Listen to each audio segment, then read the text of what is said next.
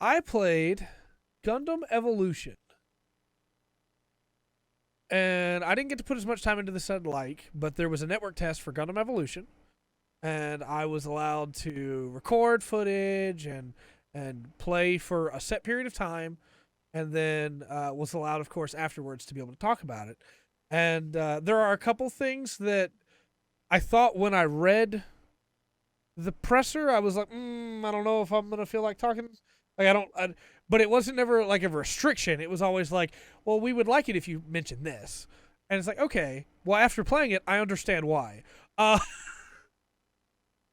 it doesn't feel like Gundam in a lot of ways, which is probably my biggest complaint.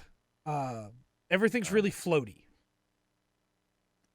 but thematically, it's pretty on point.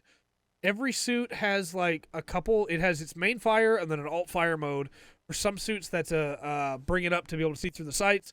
For other suits, that's like a special charged attack. Uh, every suit has a skill, and then it'll be like their primary movement skill or a primary ability skill. Like we'll use the RX-78-2 for instance. It has it's first Gundam, right, that you've seen in the anime. It has the regular shot, and then it has the ability to bring it up to be able to fire and get a better shot. Then it has the Gundam hammer as a skill where it can swing out the Gundam hammer, and it has a block where it can bring its shield up to block an attack. And that's pretty much what it's got, right? It's not a bad moveset at all, but it's not as in-depth as I was kind of hoping it would be. However, it also has the super move, which takes time to charge up. It's literally Overwatch in that regard. It takes time to charge up, and then you can use your ult, right? Your burst. And each one's unique to the suit, which is really, really cool, in my opinion. Okay. For instance, the Sazabi has funnels. And when you use them, you still get to fight, but the funnels are going around shooting at targets you're shooting at. And it's really satisfying in that regard. Can you customize them at all? Yes and no. So there is a season pass in this game, but in the network test, you could not spend money to buy new things. And when you play matches, you have daily missions, stuff like that, and you unlock gotcha rolls, loot box rolls, I guess the way to put it. You can't get playable characters that way. You just get skins. And you can customize your weapons or your Gundam itself with these skins. I got a legendary skin for the Turn A, which I put on, and I got a legendary skin for the Exia, which I put on. They also have in the demo, in the network test, where you have to buy the Exia and the Marasai, but they give you enough in-game currency to be able to go ahead and buy them.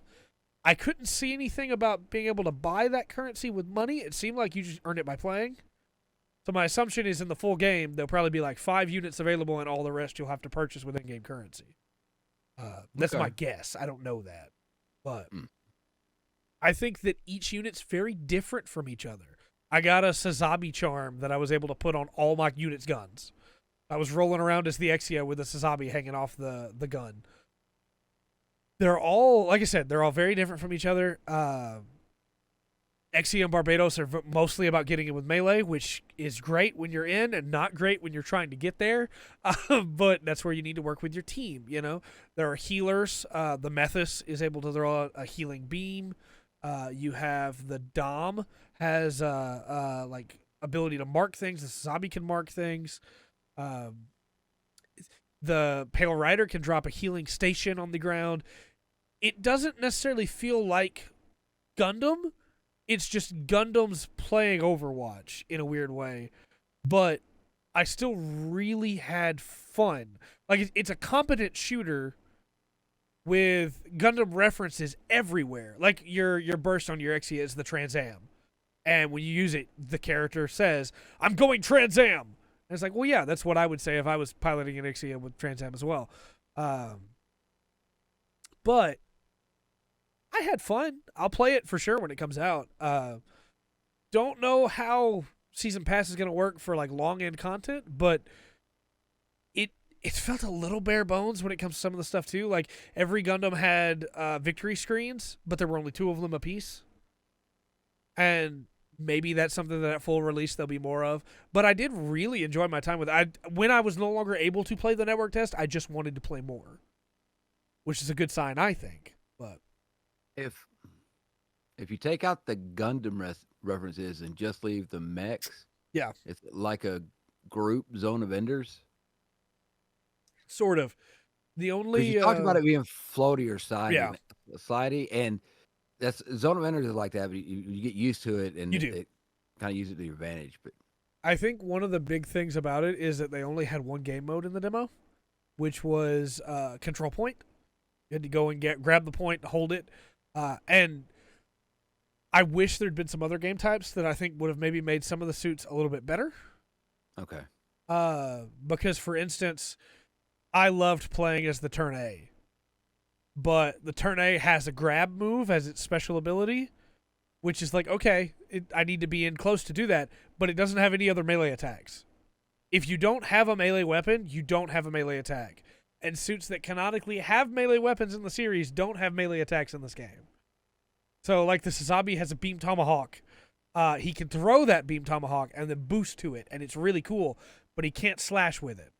So, weird. where the Turn A has that grab, you want to get in to do the grab because it does good damage. But the only weapon it has other than that grab is a beam rifle that can be kind of difficult to aim when people are boosting around you.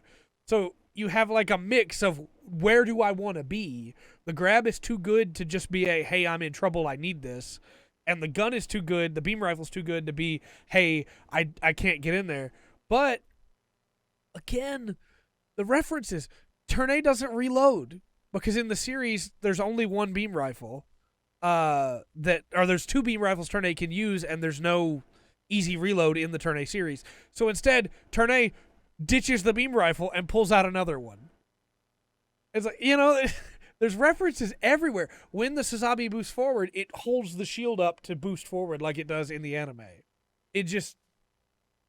I will play this game. Okay. But I do think that my list of complaints is relatively high.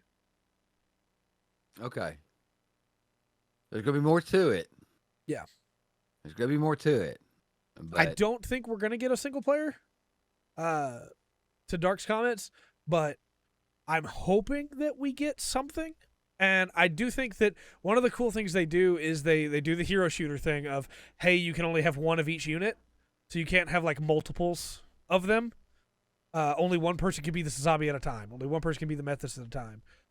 But where I think they really mix it up is that they don't just have individual control points. There's 3 of them on the map.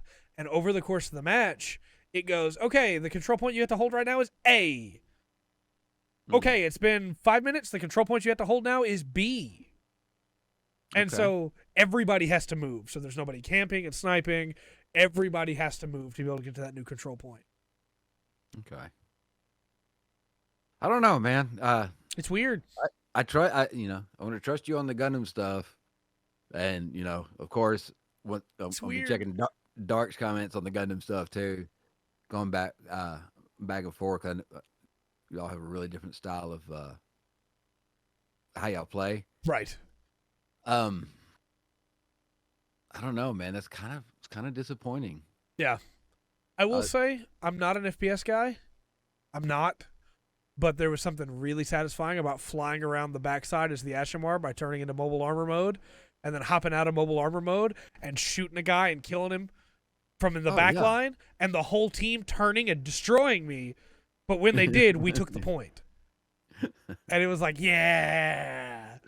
Which is something you can't, like, there's no other game that lets you turn into the Ashimar mobile armor and, like, fly back, It just, that doesn't happen anywhere else. But it sounds like a little bit like it's just relying on these little things like, hey, Gundam fans will like this. Yeah.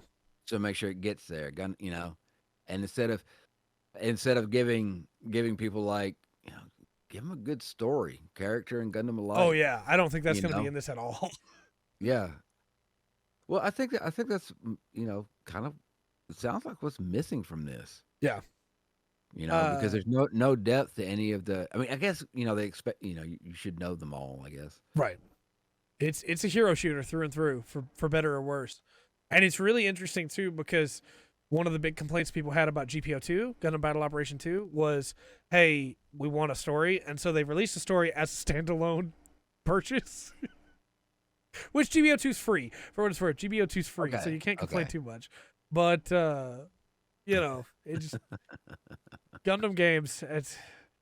They're Yeah. there's always something about each one that's so cool, and then they just your best Gundam game's always going to be Super Robot Wars. It's just to go back to that. It's because those characters are done great there, and the story's wonderful.